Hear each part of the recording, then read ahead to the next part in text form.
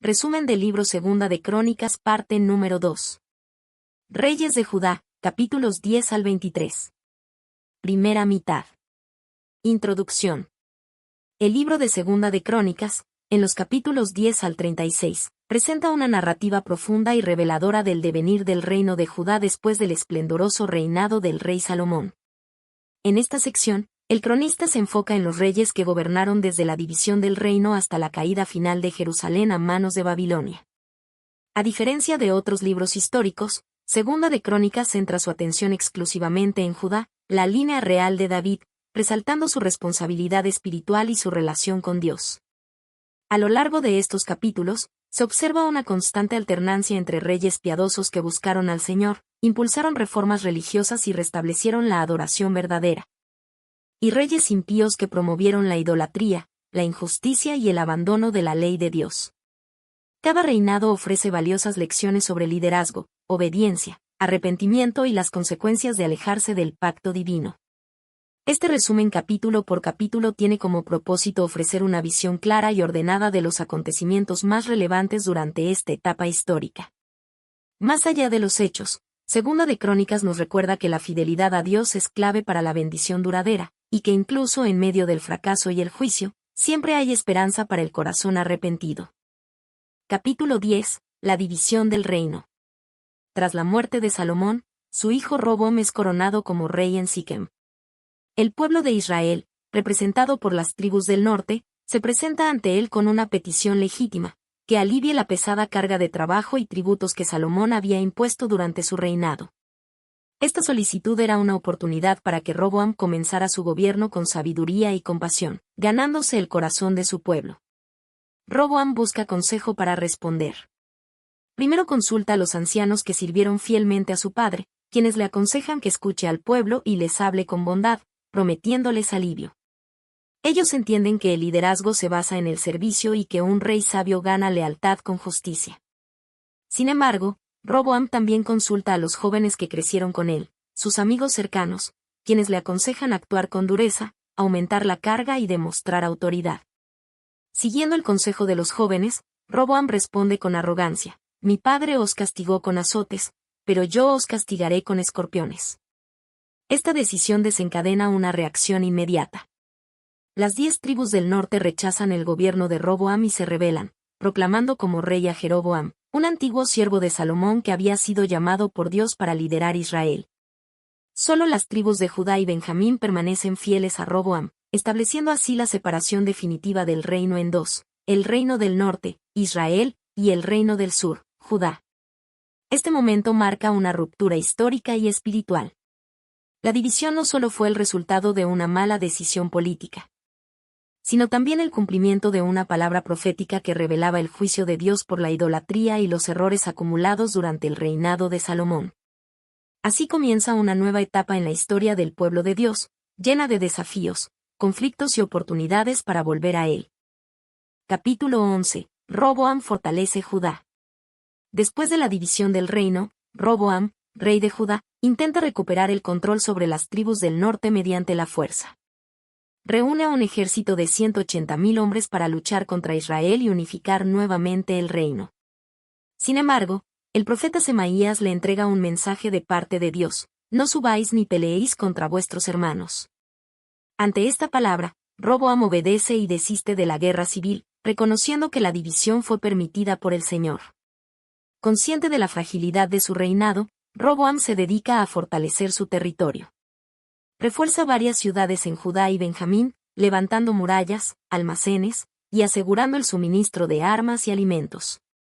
Estas acciones muestran un enfoque defensivo y estratégico para proteger su reino de posibles ataques. En paralelo, sacerdotes y levitas de todo Israel, al ser excluidos del servicio del templo por Jeroboam en el norte, quien había introducido ídolos y becerros de oro, emigran a Judá para continuar sirviendo al verdadero Dios. Esta migración espiritual fortalece a Roboam, pues muchas personas de corazón fiel también lo siguen, trayendo consigo devoción y reverencia al Señor. Durante 3 años, Roboam y el pueblo de Judá caminan en los caminos de David y Salomón, mostrando fidelidad a Dios y consolidando su reino en base a los principios espirituales heredados de sus antecesores. Estos años iniciales marcan un tiempo de gracia y oportunidad para Roboam, una etapa en la que su obediencia a Dios trae estabilidad. Capítulo 12. Roboam se aparta y Judá es invadida. Después de haber establecido y fortalecido su reino, Roboam y todo Judá abandonan la ley del Señor. Esta infidelidad espiritual provoca la ira de Dios, quien permite que el rey Sisac de Egipto invada Jerusalén en el 5º año del reinado de Roboam. Sisac sube con un ejército poderoso y toma las ciudades fortificadas de Judá, llegando hasta la capital. En este momento de crisis, el profeta Semaías se presenta nuevamente ante Roboam y los líderes de Judá con un mensaje claro: la invasión es consecuencia directa de haber abandonado al Señor. Ante esta reprensión, el rey y sus príncipes se humillan, reconociendo su pecado. Dicen: justo es el Señor. Dios, viendo su arrepentimiento, decide no destruir por completo a Jerusalén. En lugar de eso, permite que se conviertan en vasallos del rey de Egipto, para que aprendan la diferencia entre servir a Dios y servir a reinos humanos. Sisac saquea la ciudad y toma los tesoros del templo y del palacio real, incluyendo los escudos de oro que Salomón había hecho. Como señal de la pérdida, Roboam fabrica escudos de bronce para reemplazar los de oro, símbolo de que aunque hubo misericordia, también hubo consecuencia por su desobediencia. El capítulo concluye con un resumen del reinado de Roboam. Tuvo 41 años de edad cuando comenzó a reinar y gobernó 17 años en Jerusalén. Aunque hubo momentos de humildad, su corazón no fue perfecto delante de Dios. Murió dejando un legado mixto de arrepentimiento momentáneo, pero también de negligencia espiritual. Capítulo 13. Abías confía en Dios y vence a Jeroboam. Después de la muerte de Roboam, su hijo Abías, también llamado Abiyam, asciende al trono de Judá y reina durante 3 años. Su corto reinado se destaca por una confrontación decisiva con Jeroboam, el rey del reino del norte, Israel, quien había instaurado la idolatría y desviado al pueblo de la verdadera adoración. Abías reúne un ejército de 400.000 hombres valientes, mientras que Jeroboam lo enfrenta con 800.000 hombres poderosos, en una batalla que parecía desequilibrada. Sin embargo, antes del combate, Abías sube a una colina y da un discurso profético, recordando la promesa de Dios a David, que su descendencia gobernaría siempre si permanecían fieles. Denuncia la idolatría de Jeroboam, quien había expulsado a los sacerdotes del Señor y puesto en su lugar sacerdotes falsos, como los de las naciones paganas. Abías declara que Judá ha permanecido fiel al Señor, los levitas siguen sirviendo en el templo, ofreciendo los sacrificios diarios y tocando las trompetas como señal de invocación a Dios. Con confianza dice: Dios está con nosotros como nuestro jefe. A pesar del discurso, Jeroboam intenta una emboscada militar, rodeando a Judá por detrás. El pueblo de Judá, al verse en peligro, clama a Dios mientras los sacerdotes tocan las trompetas. Entonces el Señor interviene de manera sobrenatural, derrota a Jeroboam y Judá obtiene una gran victoria. Israel sufre una baja de 500.000 soldados. Abías se fortalece, toma ciudades de Israel, y Jeroboam no se recupera de esta derrota. El Señor lo hiere y finalmente muere. El reinado de Abías termina con un dominio fortalecido, aunque su fidelidad no fue completa según otros relatos bíblicos. El cronista destaca este momento de fe y dependencia del Señor. Capítulo 14. El reinado de Asa y su reforma. Tras la muerte de su padre Abías, Asa asciende al trono de Judá y gobierna durante 41 años. A diferencia de su padre, Asa es un rey que busca sinceramente al Señor y hace reformas espirituales en todo el reino. Al principio de su reinado, Asa elimina los altares paganos y las imágenes de Aserá de todo el país, promoviendo la adoración al Dios verdadero. Además, restauró el altar del Señor en el templo de Jerusalén, con el propósito de que el pueblo pudiera ofrecer sacrificios y adorar a Dios con pureza. Asa promueve una profunda reforma religiosa, eliminando las prácticas idólatras y desafiando a la población a seguir la ley de Dios. Este renacer espiritual trae consigo paz en el reino. Durante los primeros años de su reinado, Asa goza de tranquilidad, lo que le permite enfocarse en fortalecer su ejército y las defensas de las ciudades de Judá. Construye ciudades fortificadas en todo el territorio, preparando a su pueblo para enfrentar cualquier amenaza externa. Sin embargo, en el capítulo se menciona una invasión. Será el etíope, con un ejército de 1.000.000 de hombres y 300 carros, se presenta como una grave amenaza para Judá. Asa, consciente de que sus fuerzas son mucho menores, clama a Dios por ayuda, reconociendo que solo el Señor puede otorgar la victoria. En su oración, Asa expresa su confianza en la soberanía divina y le pide a Dios que no permita que los etíopes prevalezcan. El Señor responde a la oración de Asa, y Judá derrota a los etíopes. Asa y su ejército persiguen al ejército enemigo, y aunque los etíopes son mucho más numerosos, la mano de Dios es evidente, y el ejército de Judá obtiene una victoria impresionante. En agradecimiento, Asa celebra la victoria y fortalece aún más su alianza con Dios. Durante esta época de paz y prosperidad, Asa mantiene su corazón firme en el Señor, y el pueblo de Judá sigue disfrutando de estabilidad. El capítulo concluye con una exhortación del profeta Azarías, quien anima a Asa a perseverar en su fe y confianza en Dios. El mensaje del profeta es claro: el Señor está con ustedes mientras ustedes estén con Él. Capítulo 15. La reforma religiosa de Asa y el pacto con Dios. El capítulo comienza con la profecía de Azarías para el rey Asa. Azarías, un profeta del Señor, se encuentra con Asa mientras regresa de la victoria sobre los etíopes y le trae un mensaje poderoso: el Señor está con ustedes mientras ustedes estén con Él. Este mensaje es una fuerte exhortación a mantener la fidelidad a Dios, especialmente después de las bendiciones recibidas. Azarías le recuerda a Asa que, aunque en el pasado Israel y Judá se apartaron de Dios, ahora era el tiempo de buscar al Señor de todo corazón, porque Dios se deja hallar por aquellos que lo buscan sinceramente. A raíz de este mensaje, Asa se renueva en su compromiso con Dios. Llama a una gran asamblea en Jerusalén y hace un pacto solemne con el pueblo. El pacto implica que Judá se compromete a servir al Señor y a seguir sus mandamientos.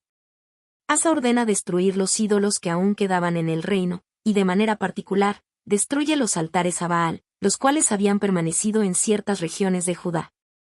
Durante este tiempo de reforma, también se restauran los sacrificios y las ofrendas en el templo de Jerusalén. Asa, siendo un rey que se preocupa por la adoración pura, refuerza la importancia de que todos los miembros de la nación se comprometan a seguir la ley de Dios. Un momento clave del capítulo es cuando Asa renueva el altar del Señor, lo cual es un acto de reafirmación del pacto entre Dios y el pueblo de Judá. Además, se hace una gran ofrenda al Señor, con la promesa de que cualquier cosa que Dios pida de ellos, la cumplirán.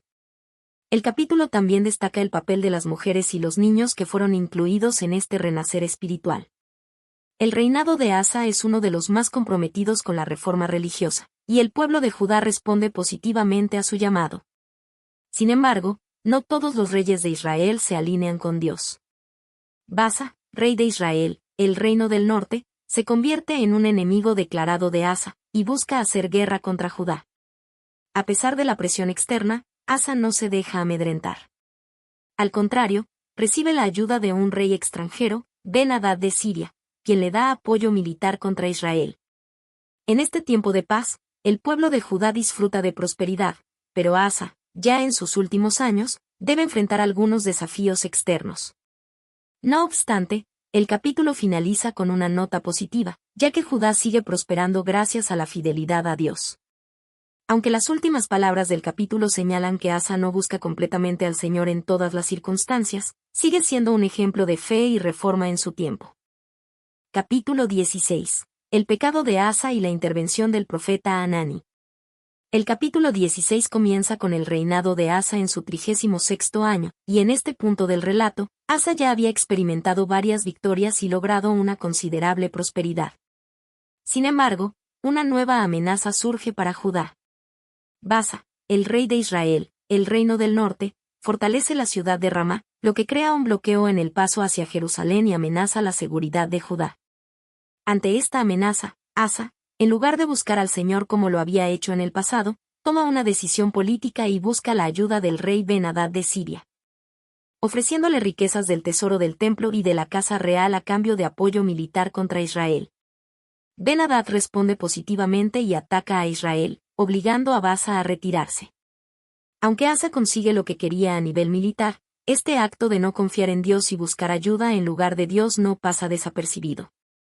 El profeta Hanani se presenta ante Asa con una dura reprensión de parte de Dios. Hanani le recuerda a Asa cómo, en tiempos pasados, Dios le había dado la victoria sobre los etíopes debido a su fe y su confianza en él. Ahora, en lugar de depender de Dios, Asa ha confiado en hombres y ha desechado la oportunidad de ver nuevamente el poder de Dios en acción. El profeta pronuncia un juicio de parte de Dios, diciendo que debido a la falta de fe de Asa, su reinado estaría marcado por dificultades y guerra en el futuro.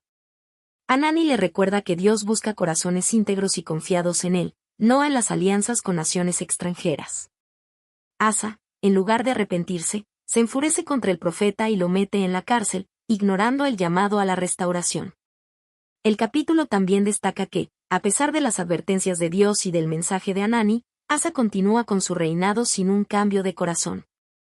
Después de este incidente, Asa enfrenta más dificultades. Un ejército enemigo de los filisteos invade, pero en lugar de buscar nuevamente al Señor, Asa confía solo en sus propios recursos militares. Este enfoque trae consigo una serie de problemas y tensiones durante sus últimos años de reinado. Finalmente, el capítulo termina con la muerte de Asa en su 41º año de reinado. Aunque fue un rey que, en gran parte de su reinado, promovió la reforma religiosa y la prosperidad en Judá, su final fue marcado por la desconfianza en Dios en tiempos críticos, lo que le impidió experimentar una victoria final con la ayuda divina. Capítulo 17. El reinado de Josafat y sus reformas. El capítulo comienza con el ascenso al trono de Josafat, hijo de Asa, quien se convierte en rey de Judá después de la muerte de su padre. A diferencia de su padre Asa, que en sus últimos años se desvió de la fe, Josafat es descrito como un rey que hizo lo recto ante los ojos de Dios y siguió los pasos de su padre en su juventud. Desde el inicio de su reinado, Josafat busca a Dios y promueve la reforma religiosa en Judá. Josafat lleva a cabo una serie de reformas y acciones que fortalecen tanto la espiritualidad del pueblo como la estabilidad política de su reino. Destruye los altares idólatras que aún existían en el reino, reafirmando el compromiso de Judá con la adoración al único Dios verdadero. Además, envía a los levitas y sacerdotes por todo el reino para enseñar la ley de Dios al pueblo. Esto se hace con el objetivo de asegurar que toda la nación viva conforme a los mandamientos divinos.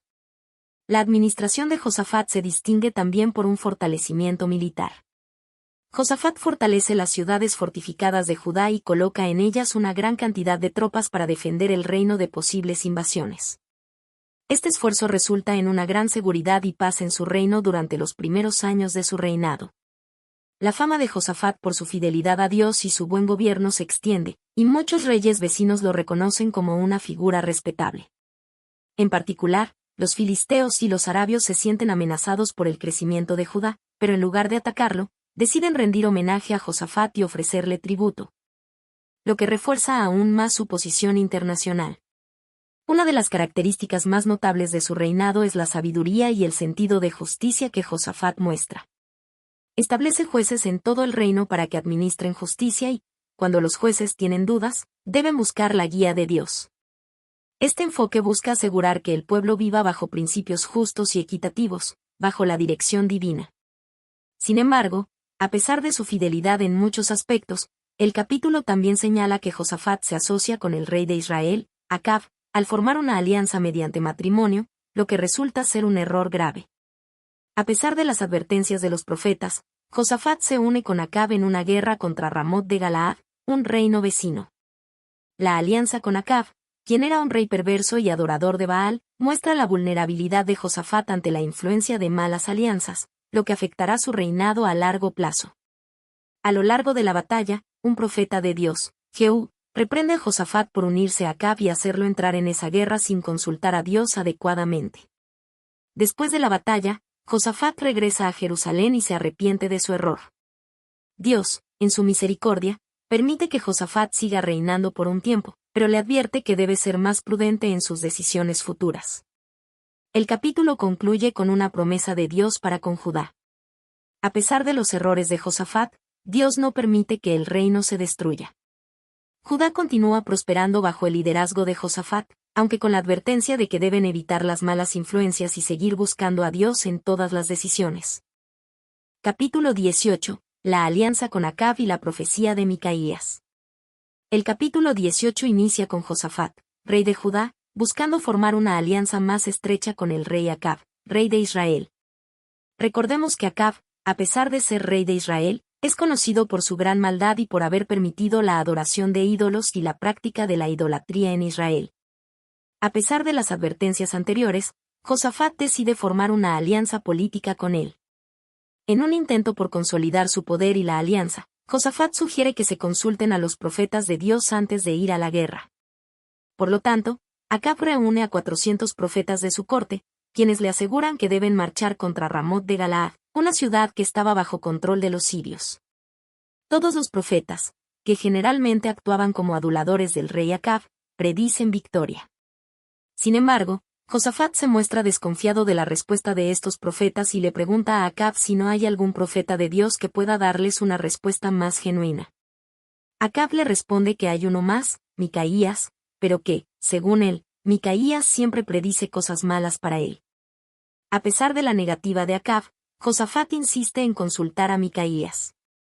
Por lo tanto, un oficial de la corte de Acab es enviado a traer a Micaías. Mientras tanto, un falso profeta llamado Sedequías se acerca a Acab y le ofrece un mensaje optimista, diciendo que el rey de Israel tendrá éxito en la batalla. Este tipo de profecía fue muy común entre los profetas que favorecían a Acab, pero el mensaje de Micaías será radicalmente diferente. Cuando Micaías es llevado ante el rey, el profeta comienza diciéndole irónicamente que tendrá éxito, pero Acab ve la burla y le exige una verdadera profecía de Dios. Entonces, Micaías, bajo la dirección de Dios, predice que si Acab va a la batalla, será derrotado y morirá. Micaías declara que Dios ha permitido que un espíritu mentiroso se posea de los profetas de Acab, y que la derrota de Acab será inevitable. Enojado, Acab manda a golpear a Micaías y lo envía a prisión, donde ordena que lo alimenten con pan y agua hasta su regreso, lo que implica que, para Acab, Micaías está condenado. Sin embargo, Micaías le responde diciendo que si realmente regresa en paz, él no es un verdadero profeta de Dios. La batalla contra Ramot de Galaad comienza, y, siguiendo el consejo de sus profetas, Acab se disfraza para no ser identificado como rey, mientras que Josafat, confiado en la falsa profecía, se pone su vestidura real. Los sirios, al ver a Josafat, lo confunden con Acab, pero él logra escapar. Finalmente, un arquero sirio dispara una flecha al azar, y esa flecha hiere gravemente a Acab, quien finalmente muere mientras es llevado de vuelta a su carro. Así, la profecía de Micaías se cumple, y Acab es derrotado, tal como había sido anunciado por el profeta. El capítulo concluye con el regreso de Josafat a Jerusalén tras la victoria. Aunque sobrevivió a la batalla, Josafat recibió una advertencia severa de parte de un profeta de Dios, quien le recrimina por haberse aliado con Acab. Este acontecimiento marca un punto crucial en el reinado de Josafat, pues, aunque sigue siendo un rey fiel en muchos aspectos, su alianza con Acab le causará consecuencias negativas en el futuro. Capítulo 19. La reforma de Josafat y la justicia. En este capítulo, Josafat regresa a Jerusalén después de la batalla contra los sirios. Aunque escapó ileso, el profeta Jehú, hijo de Hanani, lo reprende por haberse aliado con Acab y por haber actuado de manera incorrecta al unirse a un rey impío. Jehú le dice a Josafat que, aunque hizo bien en eliminar la idolatría y ser fiel a Dios en gran parte de su reinado, su alianza con Acab fue un grave error. Sin embargo, Jehú también le recuerda que Dios ha visto su fidelidad en otras áreas y que no todo está perdido. A pesar de la advertencia, Josafat responde con humildad y se compromete a reformar y fortalecer su reinado. Después de recibir la reprensión, Josafat inicia un proceso de reforma en Judá. Envía a personas que enseñen la ley de Dios a las ciudades de Judá, con el fin de guiar al pueblo de regreso a la obediencia a las leyes del Señor. Además, establece tribunales de justicia, asegurándose de que los jueces actúen con justicia y equidad, sin favoritismos ni corrupción. Josafat también toma medidas para asegurar que los jueces de cada ciudad tengan sabiduría divina y respeten la ley. Les recuerda que deben juzgar con el temor de Dios y con la plena conciencia de que son siervos del Señor. Les deja claro que deben hacer todo con rectitud, pues, si no lo hacen, el juicio de Dios recaerá sobre ellos. Además, Josafat establece un sistema de tribunales en Jerusalén, asegurándose de que los jueces sigan la ley divina y se comporten de manera justa. En estos tribunales, se resolvían casos difíciles, y el rey se aseguraba de que la justicia de Dios se aplicara con firmeza. El capítulo concluye con una nota positiva, pues el reino de Judá experimenta paz durante este tiempo. El Señor, al ver el esfuerzo de Josafat por poner en orden el gobierno y fomentar la obediencia a su ley, le concede paz con las naciones vecinas. Esto se interpreta como una bendición de Dios por la obediencia de Josafat en cuanto a la reforma y la aplicación de la justicia divina. Capítulo 20. La victoria de Josafat sobre los moabitas y amonitas. En este capítulo, Judá se enfrenta a una grave amenaza de los pueblos moabitas y amonitas, que, junto con algunos de los meunitas, han formado una coalición para atacar a Judá. El rey Josafat, al enterarse de la invasión, se ve profundamente preocupado y acude a Dios en oración, reconociendo la imposibilidad de ganar la batalla sin la intervención divina. Josafat, en su oración, expresa su dependencia total de Dios. Le recuerda al Señor que, en el pasado, Él ha sido protector de Israel y ha hecho maravillas por su pueblo. También, Josafat hace una declaración de fe, diciendo que no tienen poder para enfrentarse a tan gran ejército, pero confían en que Dios proveerá la victoria. Esta muestra de humildad y fe en Dios establece el tono de lo que sucederá a continuación. En respuesta a la oración del rey, Jaasiel, un levita y profeta, se levanta y transmite un mensaje de parte de Dios. El profeta asegura que Dios peleará por ellos y que no deben temer, pues la batalla no es de ellos, sino de Dios. Jaasiel les dice que no deben luchar, sino que Dios les dará la victoria sin necesidad de que levanten una espada. Llenos de fe y confianza, Josafat y el pueblo de Judá se postran ante el Señor y lo adoran. Josafat organiza al pueblo para la batalla de una manera inusual, asignando a los cantores y levitas para que canten alabanzas a Dios antes de la lucha. Este acto de fe simboliza la total confianza en la promesa de Dios y su poder para salvar. Cuando el ejército de Judá se acerca al lugar de la batalla, Dios interviene poderosamente. Los enemigos, al escuchar las alabanzas y canciones de los levitas, se confunden y comienzan a luchar entre ellos mismos. Los moabitas y amonitas se destruyen mutuamente, y cuando el ejército de Judá llega al campo de batalla, encuentran que todos los enemigos han muerto. No queda ni un solo sobreviviente. El pueblo de Judá recoge el botín que los enemigos habían dejado atrás, y la victoria es tan completa que tardan 3 días en recoger las riquezas. Este milagro es un testimonio de la fidelidad de Dios para con los que confían en Él y buscan su ayuda. El capítulo concluye con una celebración en Jerusalén. Josafat y el pueblo regresan a la ciudad en un gran desfile, alabando a Dios por su intervención divina. El temor de Dios cae sobre las naciones vecinas al enterarse de lo sucedido, y Judá vive en paz durante el resto del reinado de Josafat. Este capítulo subraya la importancia de confiar en Dios en tiempos de dificultad, de buscar su dirección en oración, y de adorar y alabar su nombre aún antes de ver la victoria. La victoria no es ganada por la fuerza humana, sino por el poder divino cuando hay fe y obediencia. Capítulo 21. El reinado de Joram y su caída. En este capítulo, Joram, hijo de Josafat, asciende al trono de Judá tras la muerte de su padre. Aunque Joram es rey en Jerusalén, su reinado se marca por la mala influencia de su matrimonio con Atalía, hija del rey Acab de Israel, lo que lo lleva a seguir los caminos de Acab y a hacer lo malo ante los ojos de Dios. Desde el comienzo de su reinado, Joram toma decisiones nefastas para el reino. Siguiendo la idolatría de Acab, introduce cultos paganos y construye lugares altos para adorar a los ídolos, desobedeciendo así los mandamientos de Dios. Esta inclinación hacia la idolatría lleva a Judá a un estado de espiritual declive y desobediencia. Dios, al ver la maldad de Joram, envía al profeta Elías con un mensaje de juicio. Elías le envía una carta en la que le advierte sobre las consecuencias de su mal comportamiento y de su idolatría. El profeta le anuncia que debido a sus acciones, Dios lo castigará de una manera severa. Además, le dice que toda su familia sufrirá. El juicio de Dios sobre Joram incluye una serie de calamidades que le ocurrirán, como enfermedades terribles que terminarán con su muerte. El capítulo también menciona la rebelión de Edom contra Judá durante el reinado de Joram. A pesar de que Joram intenta recuperar el control sobre Edom, no tiene éxito, y Edom se independiza. Además, las tribus de Libna también se rebelan contra Judá, lo que refleja la debilidad y el declive de Joram como rey. Como resultado del juicio de Dios, Joram sufre una grave enfermedad. Durante su enfermedad, sus intestinos se pudren como una señal de la ira de Dios. La enfermedad lo lleva a la muerte de manera dolorosa y humillante. Finalmente, Joram muere sin ser lamentado por su pueblo, y su muerte marca el fin de su reinado en Judá. En cuanto a su familia, sus hijos no son capaces de tomar el trono, y el reino de Judá queda en una situación de debilidad y caos. Joram muere sin dejar un legado positivo para el reino, y su muerte es la consecuencia directa de sus malas decisiones y su rechazo de las advertencias divinas.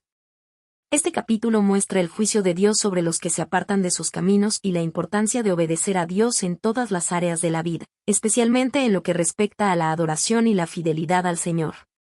La idolatría y el pecado no solo afectan a la persona que los practica, sino que también tienen consecuencias graves para la nación. Capítulo 22. El reinado de Acazías y la influencia de Atalía.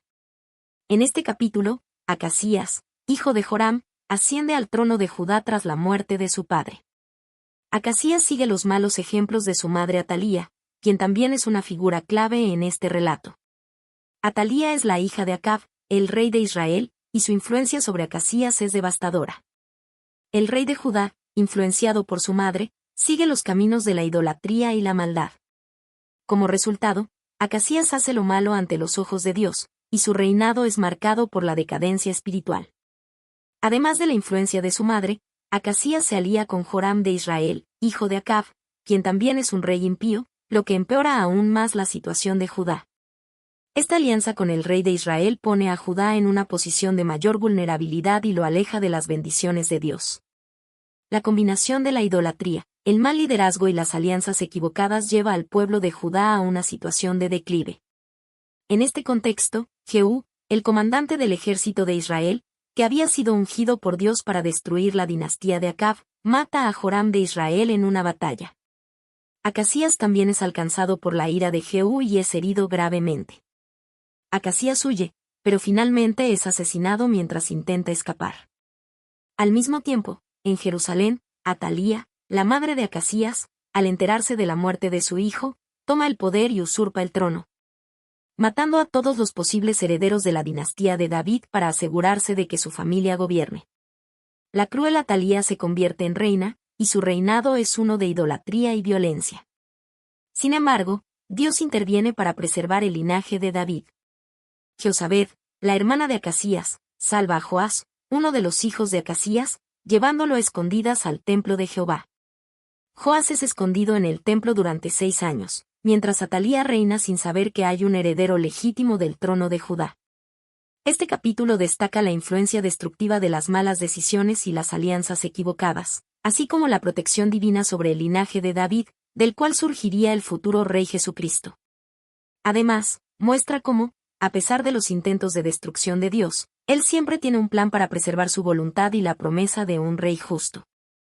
Capítulo 23. La rebelión de los sacerdotes y la coronación de Joás. En este capítulo, la historia da un giro significativo. Josabed, la hermana de Acazías, quien había escondido al joven Joás en el templo para salvarlo de la matanza de Atalía, ahora organiza una revuelta para restaurar el trono de Judá a la dinastía de David. Mientras Atalía reina en Jerusalén, Joás, el legítimo heredero, está oculto, pero ha alcanzado los 7 años de edad. Jehoiada, el sumo sacerdote, se convierte en el principal líder de esta revuelta. Al saber que Joás está vivo y en edad de gobernar, Jehoiada realiza un plan cuidadosamente orquestado para derrocar a Atalía y colocar a Joás en el trono.